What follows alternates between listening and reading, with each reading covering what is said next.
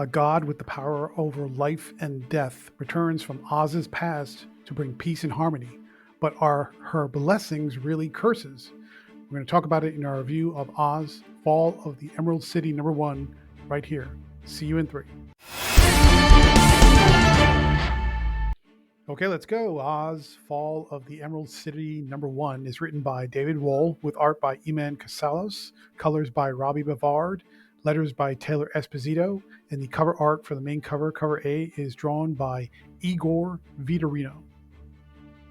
The main issue picks up with Oz in the present after the new status quo of Bartleby and Thorn and all the characters together assembled in the council with the king, who is Dorothy's father, now that he has been restored as king of the Emerald City, which is the capital of Oz.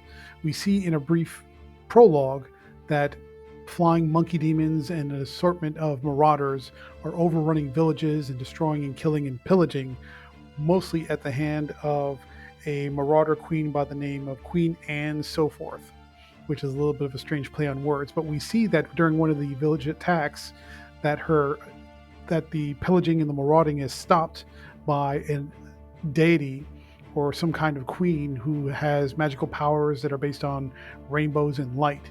And she gets Queen Anne so forth to stop by resurrecting the queen's parents and also bringing many of the villagers back from the dead. So we know that this queen has, or this entity, whoever she is, has the power of life and death, and she's been using that power to try to restore peace and harmony, insisting that all the characters start to work together and live together in love and without attacking each other. We cut to now Emerald City, and we see that the council of leaders from all around the surrounding kingdoms are bickering and arguing about who needs protection, who needs resources, who needs assistance defending their particular parts of the kingdom from attackers and marauders and thieves and what have you. Suddenly, a big storm comes through and quiets the entire council, and the city comes under attack from a giant flying dragon snake-like creature made out of water.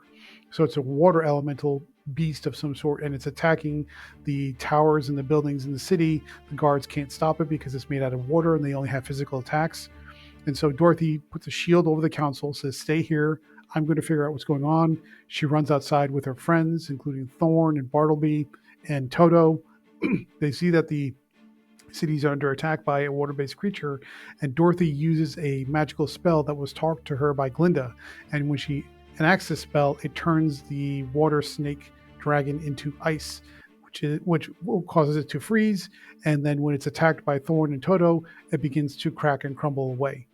They think they've won the day, and everybody's really happy and pleased. But suddenly, the ice starts to melt, and the dragon reassembles itself and begins to attack. But then all of a sudden, before they can mount a counteroffensive, a magical spell hits the dragon, and it just disintegrates into particles of vapor and ice.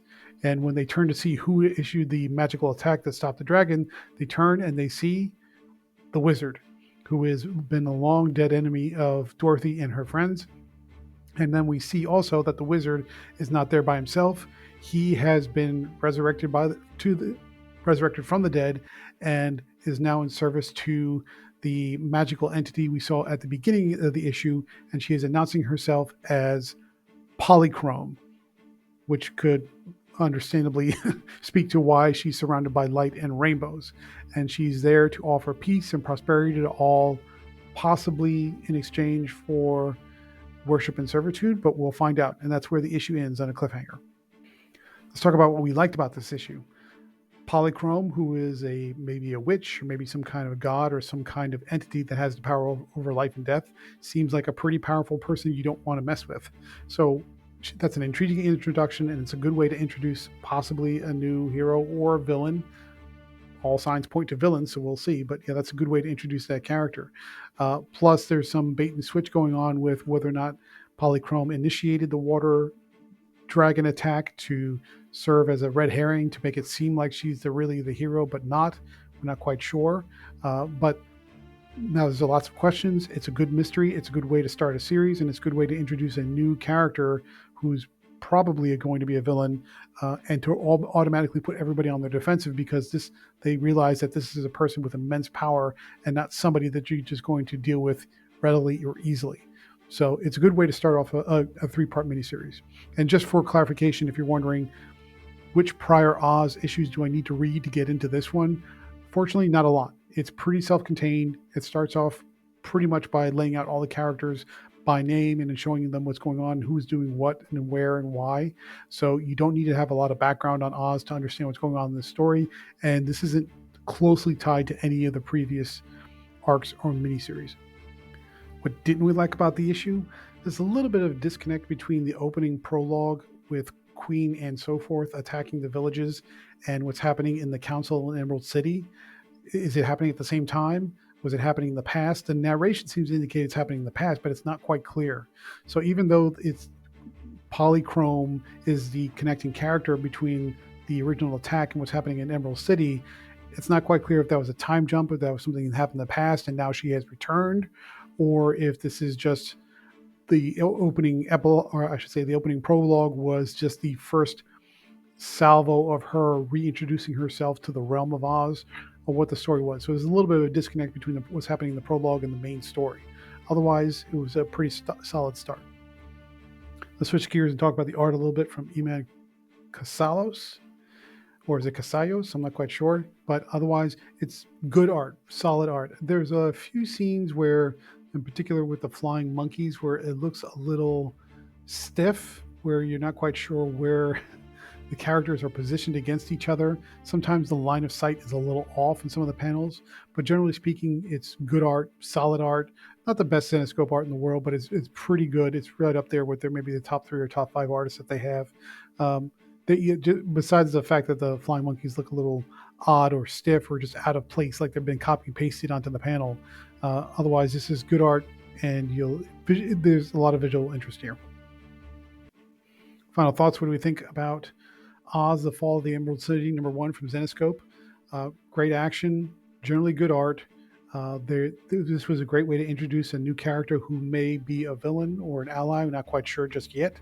And there's lots of intrigue and lots of mystery that gets you hooked for what's going to happen next. So this was a solid way to start the issue. On the downside, there's a little bit of a disconnect structurally on the plot between the opening prologue and the rest of the issue. You're just not quite sure that if there's a time jump or not, or it's happening at the same time. It's not quite clear. And the art is generally good, but there are a few spots where it looks a little flat or copy and pasted onto the panel. Otherwise, this was a great issue. Therefore, we're going to give Oz, Fall of the Emerald City, #1 from Zenescope, an 8.2 out of 10. Great work from the team all the way around. It's an interesting story.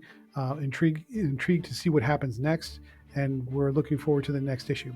I hope you enjoyed this review, but also let us know what you think. Do you like these Oz stories that come from Zenescope, or do they feel a little bit too separate from the rest of the Grimm fairy tale universe, or do you like the fact that they sort of stand on their own and have been following their own track?